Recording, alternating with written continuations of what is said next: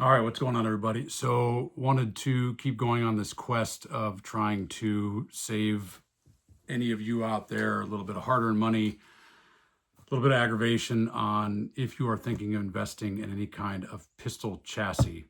It's something that I have been on a quest for a very long time, looking for the ultimate PDW, and the internet's going to argue over what that is anyway. It doesn't really matter.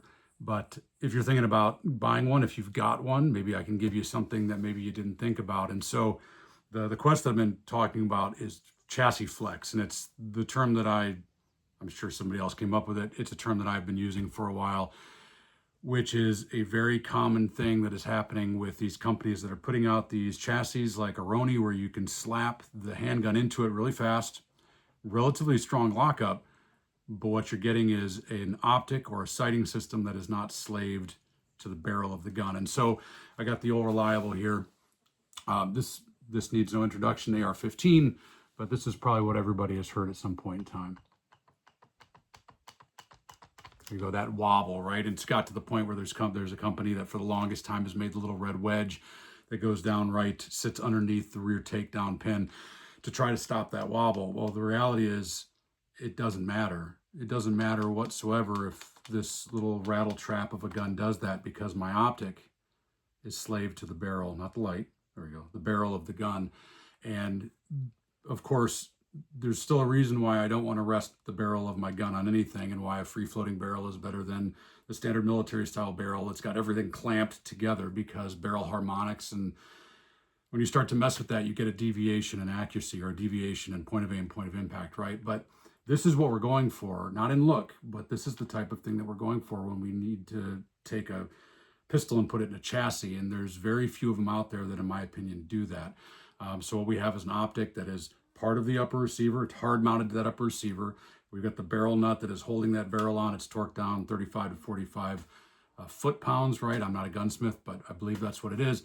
And then where the barrel goes, the optic goes, the upper receiver goes, and that's of course why I don't want to rest my barrel on anything, because I start to mess with the barrel harmonics.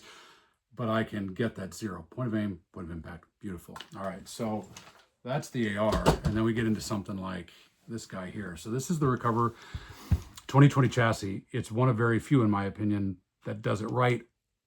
With a caveat, I'm going to show a picture on either my story or integrated into this video, where, in my opinion, they took something that was done really right and they did it wrong.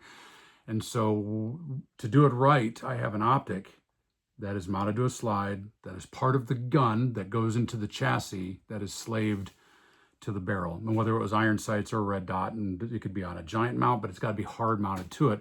One of the modifications I've seen now is a optic riser that is mounting to the chassis right around the rail here, and it's standing up above the slide. It looks really cool, looks really tactical.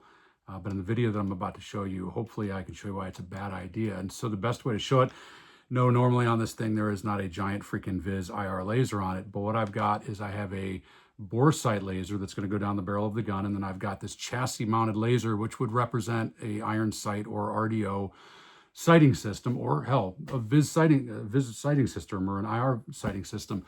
And what I'm going to hopefully show you is, just by getting a master firing grip and just doing some simple torquing of the firearm, the actual gun in the chassis and the chassis itself, you're going to get huge deviation between the point of aim and point of impact at a very short distance, which the farther you go translates into lots and lots of deviation, translates into missed targets, translates into a huge liability. So I appreciate the fact that you stuck around for 4 minutes, 22 seconds on just that alone. I'm going to get right to the demo. And not just am I going to do the demo here with this Recover 2020 chassis, which this is my bag gun. This is set up the way that it normally is, except for the laser. This is why, hopefully I'm going to show you why that's what you want if you're going to do any kind of pistol chassis. What I've got for you after this weekend is I've got a borrowed Roni chassis, and I'm going to do the exact same demo. And if I can get my hands on any other chassis, I will do the demo to try to save some people money, headache. And that's actually best case scenario, because the last thing I want is someone that goes out, somehow managed to get a tight group sighting in, but they get a tight group because they're benching it or doing the same thing every single round. And then all of a sudden they stand up, they're in a self-defense encounter.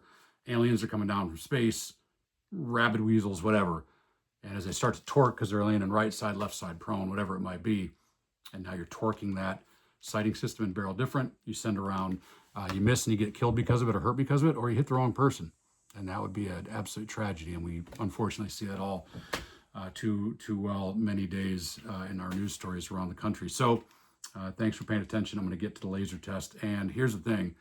I'm not telling you you're wrong. Only you can make up your mind if what you are using in your defensive arsenal is right or wrong. If you're like, pistol chassis are stupid, I wouldn't buy one. If you've got one and you never thought about this, I hope it makes you think. If you're thinking about getting one, you're really interested in getting one, hopefully you can find a combination that is everything you need and not a liability. So thank you guys very much for your time, and I'll get right to it.